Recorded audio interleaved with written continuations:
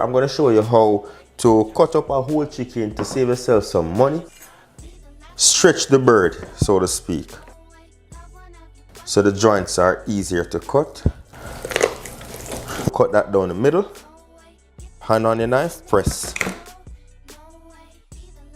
Cut out the rib. Took out the rib. Because I stretched the bird, everything is now freed up. So you just run your knife along here and you get that to cut easily. And you just cut in the joint right there. Again, you look for the bone, crack that bone again, and we're just gonna go right in between. For the breast now, I'm gonna remove the skin. Just run your knife closely to this.